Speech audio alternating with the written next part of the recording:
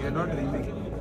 And most important thing is, while putting the broach in, it should go in vertically. You don't have to do like this. Like this. Don't change the direction once you're pulling.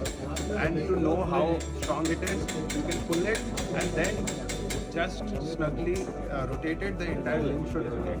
And don't attempt to do this till you have reaching close to the actual size you want. Don't do it every time. Otherwise, the canal size will be here. Once this goes off, then this is attached to this, this is attached to this. You can put this away and you have space. With that space, now you start reaming onto the head.